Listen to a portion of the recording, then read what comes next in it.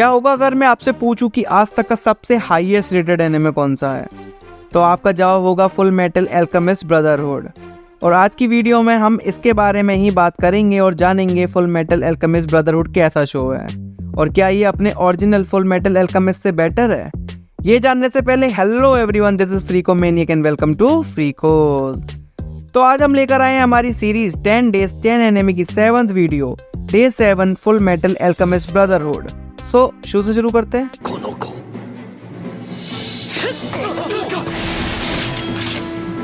तो वीडियो में आगे बढ़ने से पहले मैं ये डाउट क्लियर कर दूं कि full metal alchemist brotherhood sequel नहीं है फुल मेटल अल्केमिस्ट का।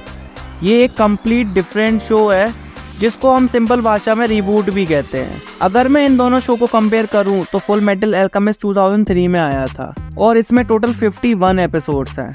इसकी IMDb रेटिंग 8.5 है और माई एनिमे लिस्ट पर इसको 8.1 आउट ऑफ 10 रेट किया गया है। Meanwhile full metal alchemist brotherhood 2009 में आया था और इसमें टोटल 64 एपिसोड्स हैं। इसकी IMDb रेटिंग 9.1 है जो कि आज तक की हाईएस्ट रेटिंग है एनिमे के संसार में, और इसको 9.1 आउट ऑफ 10 ही रेट किया गया है माई एनिमे लिस्ट पर भी। क्रंची रोल ने इसको 4.9 आउट ऑफ 5 रेट किया है और वहीं रॉटन टोमेटोज पर इसका स्कोर 100% है। तो रेटिंग के मामले में तो फुल मेटल अल्केमिस्ट ब्रदरहुड ने फुल मेटल अल्केमिस्ट की जात का कदवा ही कर दिया।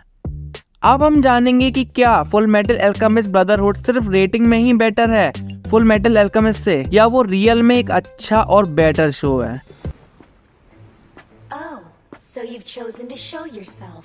वैसे कुछ तो बात रही होगी फुल मेटल अल्केमिस्ट ब्रदरहुड में जो वो आज तक का हाईएस्ट रेटेड एनिमे है। तो शो के बारे में जानने से पहले हमें ये समझना होगा कि व्हाट इज एल्केमी। आखिर एल्केमी है तो है क्या, बिकॉज दोनों शोज की रूट्स एल्केमी से ही निकलती हैं। तो पहले हम ये जानते हैं कि एल्केमी क्या है और ये किसकी जात का बाल है। क्या बोला तूने?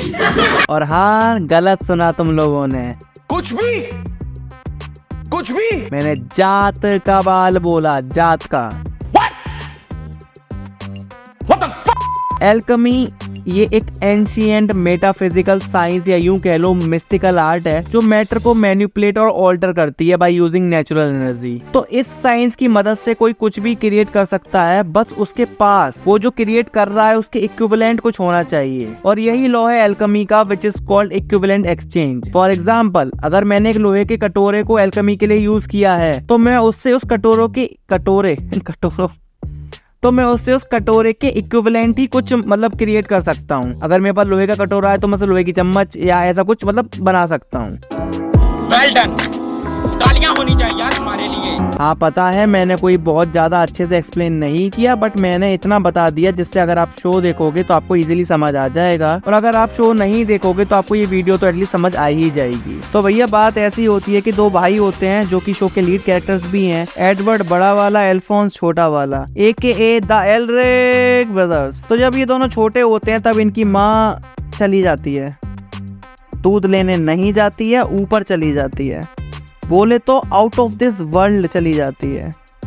नहीं वो एस्ट्रोनॉट भी नहीं होती, वो मर जाती है यार। तो ये दोनों भाई लोग out of mother's love alchemy की मदद से अपनी डेड मदर को वापस लाने की कोशिश करते हैं, और इसी कोशिश में बड़े वाले की लेफ्ट लेग और छोटा वाला तो पूरा का पूरा चला जाता है। अब समझ में आया ना the law of alchemy equivalent exchange. तो वो एक्सचेंज में बड़े वाले की लेफ्ट लेग और छोटा वाला तो पूरा का पूरा ही चला जाता है, और जो चीज वापस आई होती है वो उनकी माँ होती भी नहीं है, ज़ॉम्बी काइंड ऑफ कुछ बन जाती है। फिर बेचारा एडवर्ड हालात का मारा दोबारा से पोर्टल खोलता है और इस बार बेचारा अपनी लेफ्ट आर्म भी दे देता है अपने भाई की अल्फोंस की सोल के बदले में, और फिर वो अपने छोटे भाई की सोल को एक टीन के आर्मर में डाल देता है। और एल्केमी से जो पोर्टल खुल रहा है ना बार बार, उससे जो लेनी देनी कर रहा है उस एंटिटी को हम ट्रुथ बोलते हैं। उसको हम इस सीरीज का गॉड मान सकते हैं, और ट्रुथ पूरे एनिमे वर्स में भी one of the strongest being है। इस एंटिटी के ऊपर हम बाद में एक अलग से पूरी सेपरेट वीडियो बना देंगे।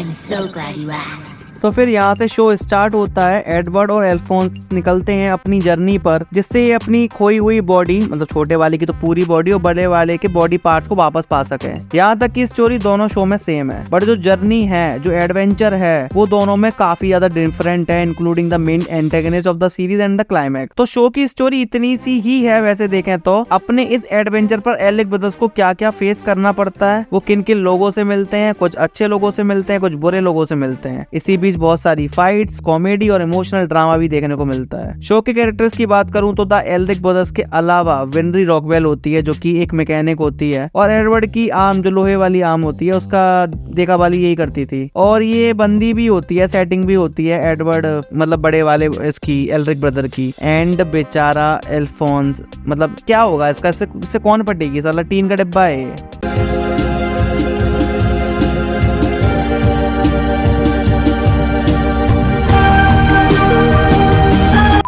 इसके अलावा रॉय मस्टेन, जिसको हमें शो का लीवाई एकरमैन भी कह सकते हैं, इसका कैरेक्टर बहुत तगड़ा दिखाया है।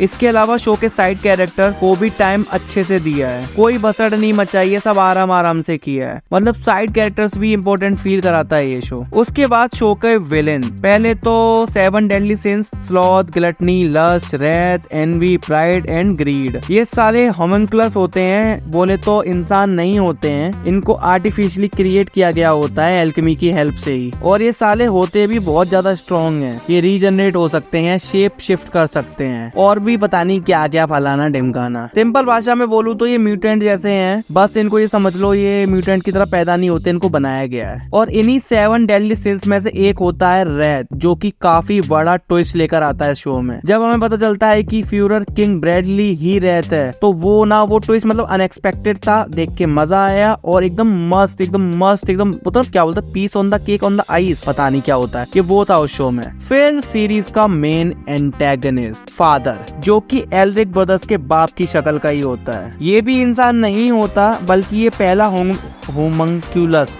क्या बोलते हैं, हमनक्यूलस, ये पहला हमनक्यूलस ही होता है और इसी ने बाकी सारे होमनक्यूलाई को बनाया हुआ होता है। शो का मेन विलेन काफी स्ट्रॉन्ग दिखाया गया है, एकदम देख के सेटिस्फैक्टरी फील होता है। और जैसे हम हमेशा बोलते हैं, जितना स्ट्रॉन्ग शो का कैरेक्टर नहीं शो का मेन विलेन होगा, उतना ही अच्छा शो होगा। शो भले ही 64 एपिसोड्स का है, बट पेसिंग बहुत अच्छी है इसकी, ये आपको बोर नहीं होने देगा। शो में कॉमेडी का भी टच बहुत अच्छे से दे रखा है और बाकी दो भाइयों के बीच में प्यार तकरार हमें शो में ड्रामे का भी टेस्ट देता है। और अगर आप इस शो में थोड़ा रोमांस ढूंढ रहे हैं तो एडवर्ड और विन्नी ने हमें रोमांस के नाम पे इसमें कटोरा पकड़ा दिया खाली करके, वो भी उल्टा क्यों पकड़ा है। कंक्लूजन पर आए तो full metal alchemist brotherhood is better then original full metal alchemist because of story, plot, twist, action scenes, animation, climax और मेन एंटेगनिस्ट भी इसी सीरीज का बेटर है। ऑलमोस्ट सारे ही एस्पेक्ट्स में एक बहुत ही ज्यादा अच्छा शो है, फिर चाहे हम इसे फुल मेटल अल्केमिस्ट से कंपेयर करें या फिर बाकी एनिमे से। भाई चूतिया थोड़ी है IMDb वाले जो उसको आज तक की हाईएस्ट रेटिंग देकर बैठे हुए हैं। So in the end full metal alchemist is better than full metal alchemist brotherhood, क्या बोल गया मैं। So in the end full metal alchemist brotherhood is better than full metal alchemist and it is a must-watch show. I'm the world. I'm the universe. I'm God. तो आज की video day 7 full metal alchemist brotherhood में इतना ही। मिलते हैं कल फिर शाम 7 बजे हमारी सीरीज 10 Days 10 एनिमे की 8th वीडियो में। तब तक के लिए टाटा।